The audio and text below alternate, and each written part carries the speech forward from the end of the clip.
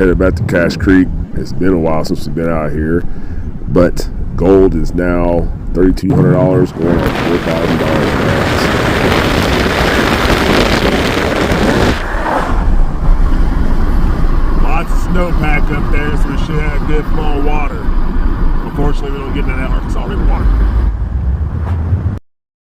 which makes it very more lucrative to spend the time, energy, and effort out here collecting and recovering the gold. Gold in Colorado is very fine, very hard to recover and slow to recover compared to California and Nevada. There's lots of gold out here, but it's just hard to find good concentrations of gold that have something other than this flake and flour gold. And there's a better process of collecting flake and flour gold.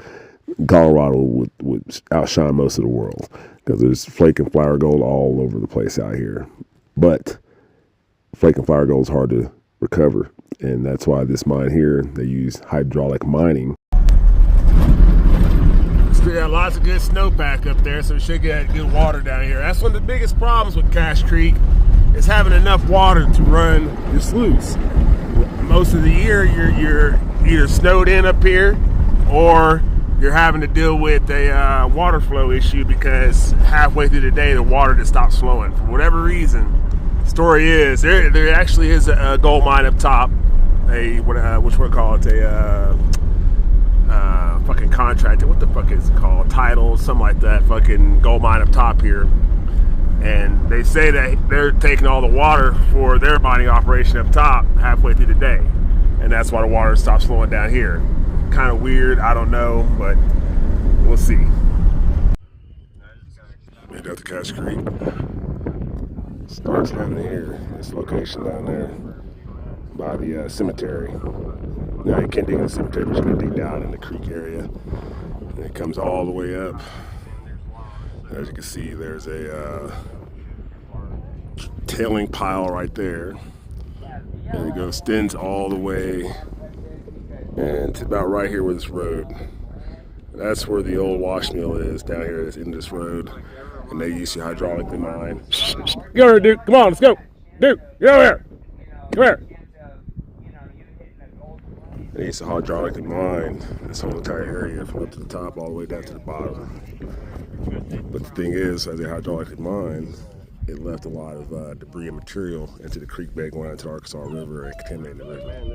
So you can't no longer hydraulically mine and use machines out here, but you can use hand-powered equipment, sluice,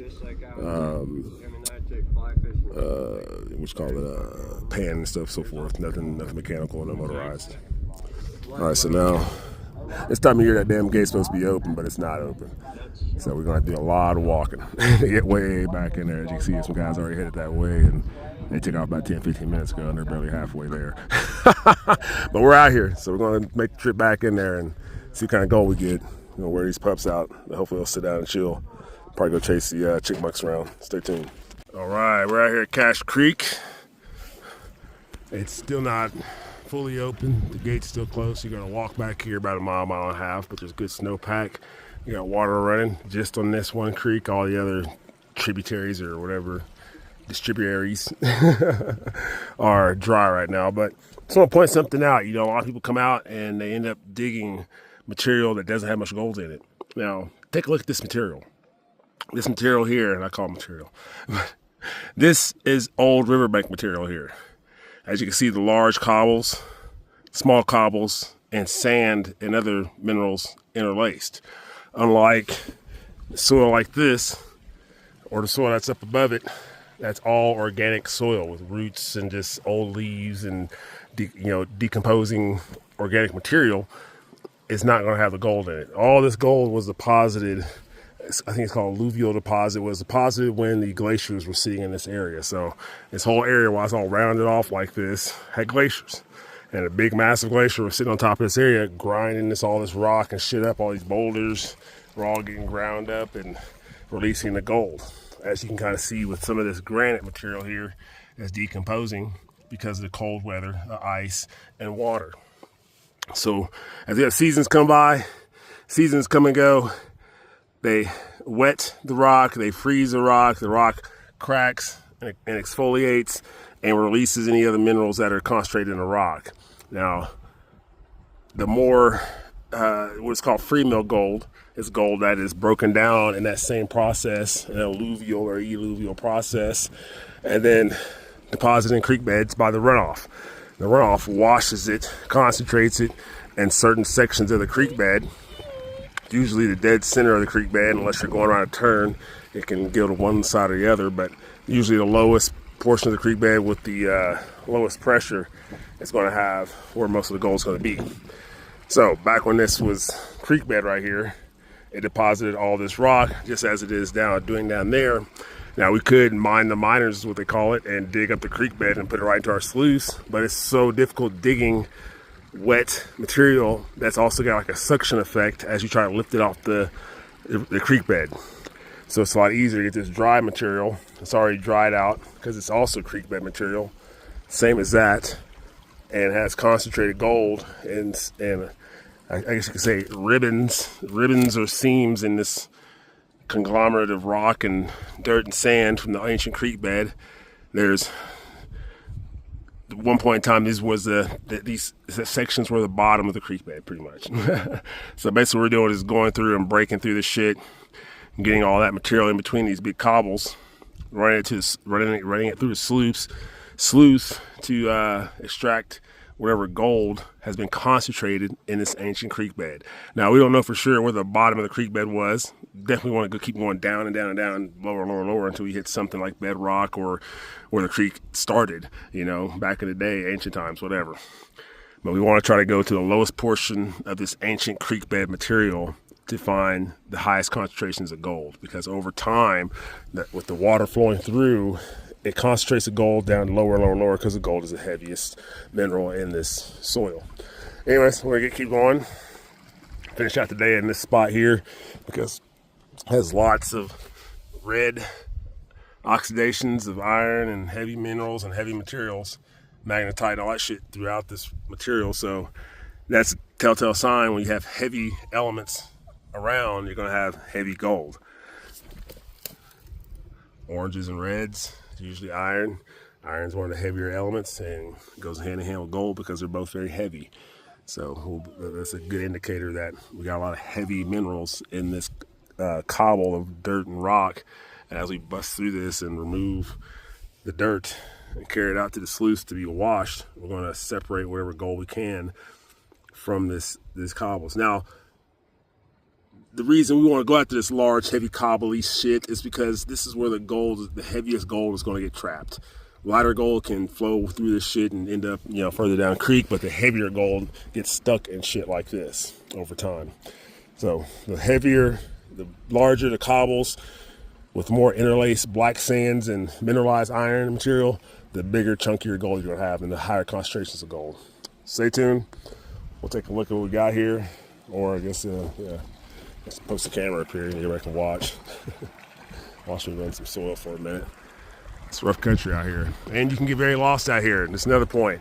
At nighttime, it is very easy to get lost out here. I've done it a couple times. Power lines are a good landmark to remember, but once you get down this thick shit, you can't see anything above your head or around you. And it's very easy to get lost out here, especially if you ain't been out here before or been out here enough times to remember which way is which.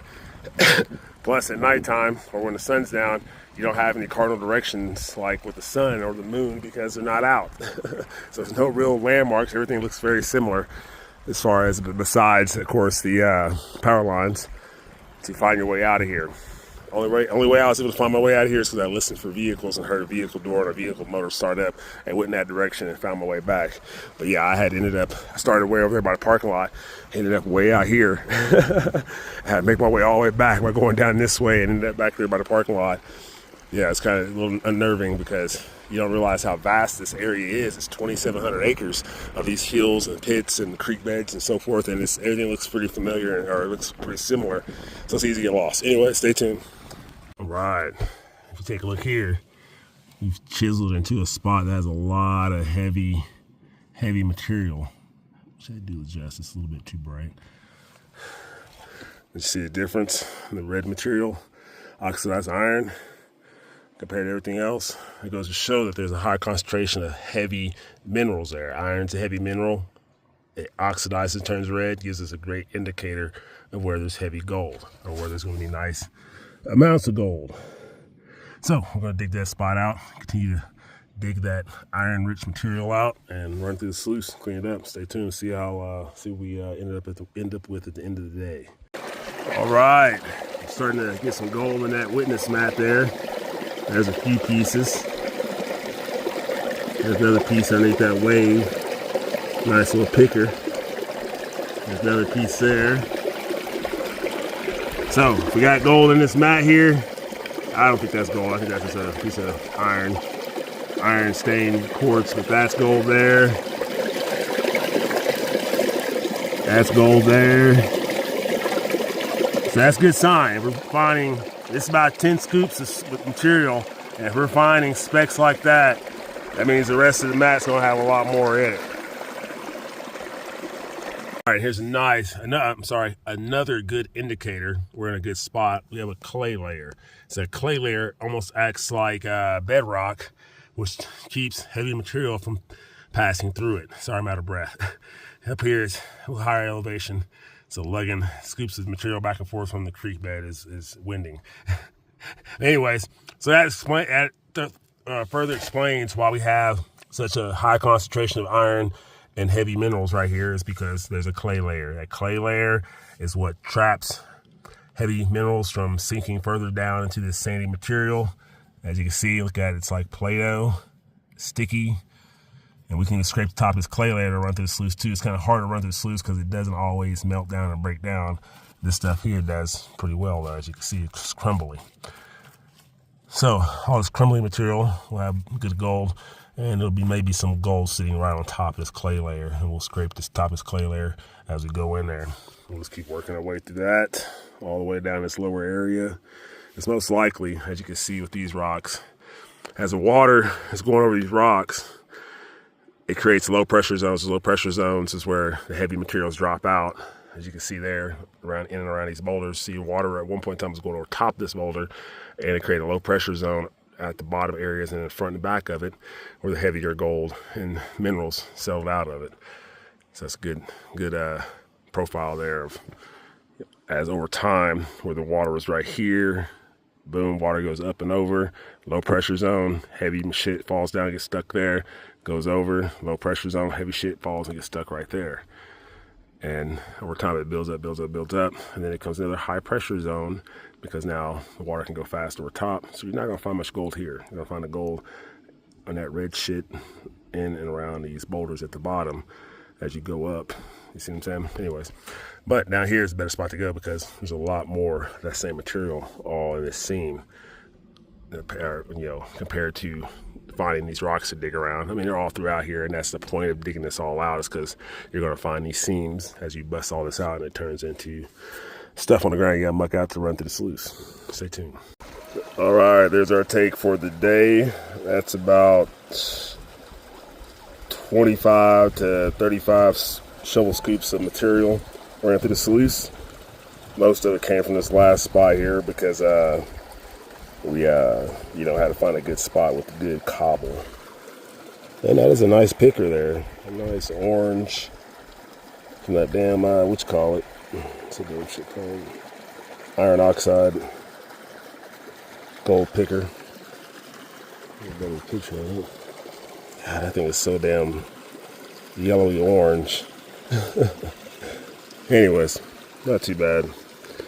For Cache Creek, you gotta find some good spots to get some good hauls, and spend a few days out here to get a good haul. This is only, what, a few hours, so it's been 2 days going at it. I could probably spend longer, but I got other things to do, and I did not bring enough water and so forth to keep myself going, and I'm getting dehydrated and my dog's getting tired, so and we'll come back and run a lot more material from that same spot and other spots like it. Stay tuned.